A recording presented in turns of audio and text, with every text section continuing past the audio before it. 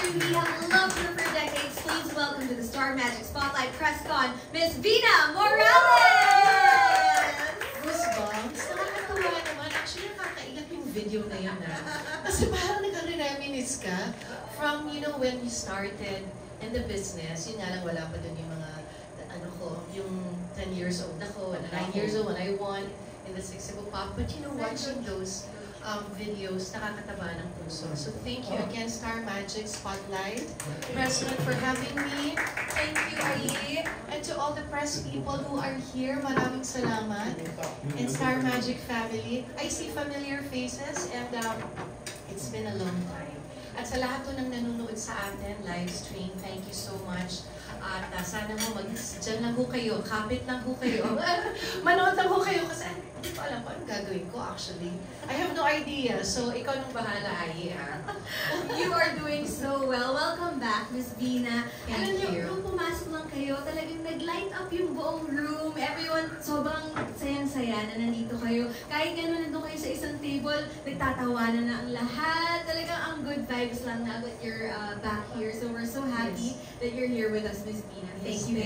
Thank you for having me. And my manager is here. Miss Love, and of course, si Tess, ang kumare ko. Everyone, kung isa-isahin ko kayo, naku, baka may makalimutan ako, pasensya na po. But, you know, to all the press who are here, mga vloggers natin, thank you. I'm just so happy to be here. And congratulations, kasi start na to, no? So, this is every month. And I am, you know, I'm happy that I am a part of this Star Magic Press Con Spotlights. We're honored to have you here, Miss Vina. Yes. So every month nga nag-feature kami ng iba-ibang artists, and now excited kami malaman kung ano po ang mga next na inyong projects. Pero before we go there, kumustahin muna namin kayo, Miss Vina. How are you doing? What's new with you? Ano pong nararamdaman nyo ngayon? I am very happy and grateful. Well, there are times, ano, may mga times na parang nalulungkot ka, normal lang yan. But mostly, these days, I've been happy and grateful. I have a project which is ongoing right now. I tape every Monday, Wednesday, and Friday. So, nagtitape kami for Cruise versus Cruise. At napapanood nila yan sa GMA. And actually, nagpapasalamat kami. And on behalf of Cruise versus Cruise family, thank you for making us #1 po sa Afternoon Pride. Maraming salamat. Happy kami. At saka, happy sad kami sa Cruise versus Cruise. And then, well, I do shows as well.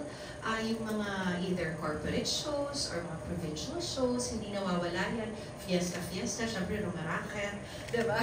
And just like 2 weeks ago, I was in San Francisco and in New York for GMA hours sa mga kababayan natin. So I'm pretty busy and I'm happy. Yes. So, buti nabigyan niyo pa kami ng inyong oras ngayong araw na to. Kahit na booked and busy kayo, Miss Vina, we're so happy for you. Yes, and busy rin ako. Siyempre may estilo salon ako. Medyo nag-promote ang estilo. Go ahead! Okay lang ako. But you know, we're thankful kasi, you know, estilo is doing well. I hope you guys can visit our branches. Okay, we have promos po. May promos. Okay, balik na tayo dyan. Okay. As I said earlier, everyone's excited to know more about you, yung mga latest sa inyo. So, ibibigay ko na ang floor sa ating friends from the media. Okay, so ito ang kanilang questions. Our first question, ako po ang magbabasa. This is from Mikey Viñas of Kapamilya Vines. Marami-rami na rin pong new generation of artists signed up. As one of the most loyal Star Magic veterans, what advice can you give to these new gen artists? What advice I can give? You know, I was interviewed kanina with the press, mga friends natin. Bakit hanggang ngayon nandito pa rin ako? I think ang ano talaga, of course you have to be talented, God-gifted talented. Pero maraming talented na singer or actress, di ba? Ang sa akin siguro is the right attitude. Kasi yung longevity is makukuha yan kung if you have the right attitude, if you know how to work with people, yung mga on and off camera, yung mga sa production lang, big, ano yun eh, that's a big plus, di ba? So I guess yung pagmamahal mo sa craft gusto mong matuto at gusto mong mag-reinvent. You know, because if you're stuck there, wala na. Ano pang maibibigay mo, di ba? So ako, every time I really wanted to learn, I never stopped learning kung ano pa yung pwede kong gagawin ko. You know, para lang ma-appreciate ko, so that I could give entertainment to people. Basta I always just give my best sa mga lahat ng projects na binibigay sa akin. At syempre, yun talaga, yung right attitude. Bawal ang padiva. Hindi magtatagal dito sa showbiz na to. Minsan may tumatagal pero hindi ganon, di ba? Totoo. Kailangan talaga kasi marunong kang makisama. I think it goes to everything in life, di ba? Hindi lang sa showbiz, kundi yung pakikisama mo sa tao, sa bawat trabaho na nasaan ka. That's true. In any field, importante talaga nakikisama at mabuti ka sa mga kasama. Yes, you have to be kind and humble all the time. Yes. Thank you for that advice. Now, yung next question naman ni Mikey Viñas ay, do you consider doing another Kapuso drama after Cruz versus Cruz, or this time, Kapamilya series naman? Ako kasi, ang sa akin, one step at a time, parang na-realize ko during pandemic, kasi mahilig ako magplano ng goals, no? Parang, ito gusto ko after 3 years. And ngayon, parang hindi na tama para sa akin na magpa-plan ako, kasi parang para sa akin, I just enjoy whatever I have now. So, kung meron man akong Cruz versus Cruz, ay nagpapasalamat ako. Kung meron man akong susunod na project with GMA or with ABS, nagpapasalamat ako. So, hindi na ako yung parang magpaplano ng sobrang kahaba-haba, tapos you'll never know, di ba, kailan yung stop ng buhay mo, di ba? So, yun yung mga realization ko during pandemic. Ayokong ipilit ang isang bagay na hindi talaga para sa'yo. Or, ayokong magplano ng sobra tapos masistress lang ako, di ba?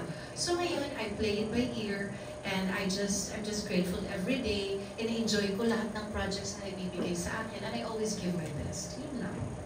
So, you're open to any Yes, show? oo naman. Oo, maski concert abroad, okay sa akin. Pwedeng Broadway. Pwedeng Broadway! Alam niyo pala, Broadway Centrum na naman!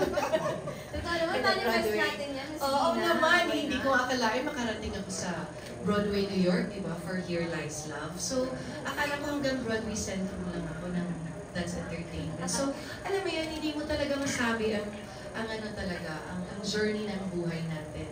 So, you'll never know. Now, this next question is from G. Triana of Malaya Business Insight. You seem to have found the fountain of youth. Would you be willing to share your secret to maintaining your youthful looks? Youthful looks? Well, unang-una, positivity ang sa akin talaga. Hindi ko kasi ayoko masyadong problema na iisipin ko pa. Napoproblemahin ko pa. Hindi ganang dadami na yung wrinkles ko, di ba? But of course, no, wala naman ako masyadong nagawa sa... Oo, kasi takot ako. Ako merong konting wrinkles, okay. Mga Botox ngayon recently. But, you know, it's mostly like machines. And I guess it's really my outlook in life. Of course, with the help na yung mga, natin ngayon, di ba? Yung mga machines. Kaya nga, di ba, may mga aesthetics and all that. It really helps. But I guess for me, is you also have to take care of yourself. Pag nakikita ko na sarili ko, ay tumataba ako. Siyempre, ay kung dumating sa point na gano'n. So, I have to really start working out again pag tinamad ako. Kasi, there are times na tinatamad ako mag-workout, you know? But then, for diet ko, I have to watch what I eat. So, nasa lang ako, balanse. Pero, kung I guess it's really my positive look in life. Yun yung mas, siguro kasi, maski may mga wrinkles ka, pero yung glow mo naman, iba. Diba? Na yung aura mo, I think it comes from the inside. So, iba talaga yung mindset, yes. But, may I just say also, like, I think you're also very ahead of your time. Kasi I remember watching you sa ASAP before. Hindi pa uso yung mga babae na may abs.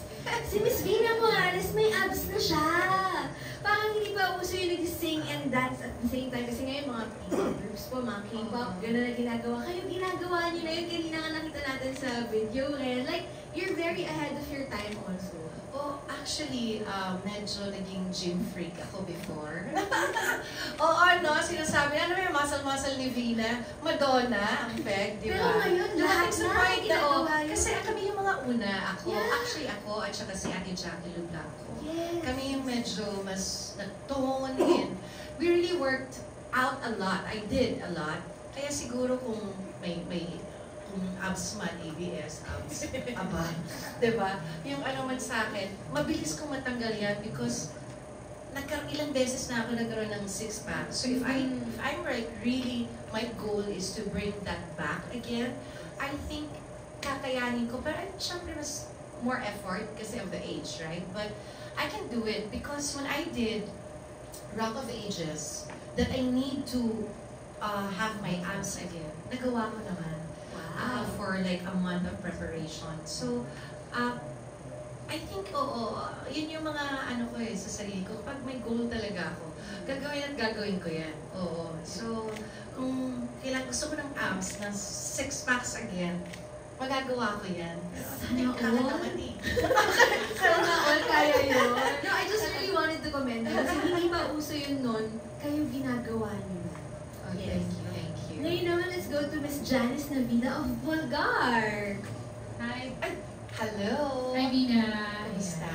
Good to see You were just talking about your youthful look, no? Pero yung question ko, parang pero no offense, man, kasi in your 40 years in the industry, parang biglang nakatanda, no? In your 40 years. Actually, simula ng pagkaanak ko, nasa showbiz na ako. Yun pala yun, Pero in your 40 years, what can you consider as the peak of your career? And why? I couldn't, I don't know if it's during Viva times, when I did a lot of movies. I did a lot of, naging leading lady ako. And then I did my first solo movie, yung parang, yung Anghel na Walang Langit. I don't know if that was my peak. Hindi ko alam during that time. Or, I think during the time, yun yung mga Viva days ko. And hindi yung That's Entertainment, yung Viva days, medyo a little bit older na. And then I did my album release. I did Showgirl concert in Araneta Coliseum. I did it twice. We had a repeat. And then I did a tour in the US for Showgirl. I think yun yung mga times na sunod-sunod yung project. Pero thank God naman, hindi naman ako nawawala ng projects. You know, nandiyan pa rin kasi kung wala man akong teleserye or movies, meron akong napupuntahang iba. So, I get to sing. I get to record an album. I get to, naisingin ko pa nga yung kasi parang sabi ko parang hindi kumpleto kapag hindi ako magta-teatro. So, nag-teatro ako for experience. Kasi sabi nila, grabe niya talaga yung kanilang disiplina. So, I wanted to try that. Just, for the love of craft and all. At saka, para lang ma-experience ko ulit yung passion ko sa trabaho ko as a singer and actress. Kasi, doble yun kumakanta ako dun at saka umaarte. So, I wanted to experience that. So, I think yun yung peak. Nung nagkaroon ako ng concert in Araneta, nag-tour ako. Pero, hindi ko pa rin nasabing yun din yun. Kasi, bakit ako nakapunta ng Broadway for Here Lies Love? For me, that was like one dream that no one has, everyone has dreamed of, diba? Wants to dream of and wants to accomplish. Kasi kung sa pagdating sa teatro, pinakal is yung sa Broadway, New York. And then I got to do I get to work with Jim Brickman, David Pomeranz, na tour. So, para sa akin, steady lang. Parang steady lang. I think yung mga younger days ko yun. Yung peak. Pero during your busy days, hindi ka nakaramdam ng pagod. Kasi parang it's usual sa mga artista, di ba, na kapag sunod-sunod yung projects, yung iba na burn out, ganyan. Ikaw hindi ka nakafeel ng mga ganyan. There was a point na nag-burnout din ako. Kasi grabe yung taping before, wala mga cut-off Diba? So, habang nagtitaping ka or nagsushooting ka, nagko-concert din ako, nagsushow ako. So, parang doble-dobleng work. Na-burn out din ako in some point. But then, mas mostly siguro is yung mga, kasi nung medyo younger days mo, hindi mo kayang masyadong hindi i-accept para to understand yung mga below the belt na mga intriga. Mas marami intriga before than now.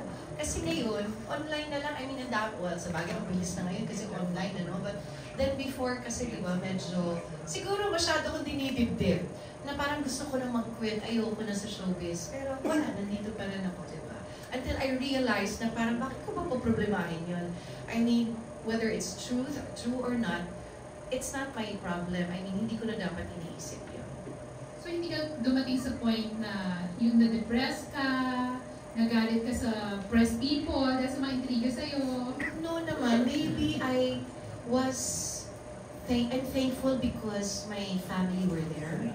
I have good friends. I have strong family ties na hindi nila ako pinapabayaan.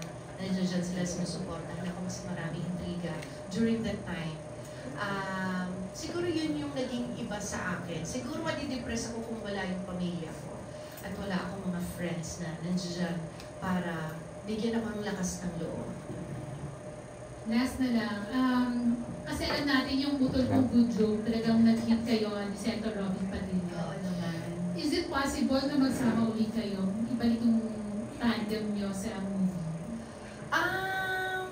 Hindi ko alam. Hindi ko alam kung mangyayari yun ulit. But I know that he's very busy being a senator. But if there will be a chance na magkaroon kami ng movie, why not? Diba? Okay lang sa akin. Trabaho yan, diba? At saka matagal ko na rin siyang hindi nakakatrabaho. So, I will be happy to work with him. Hindi na utol, ang senator ko. Thank Thank you, Pina. you so much. Thank you very much. Thank you, Miss Janice Navida of Bulldog. Thank you.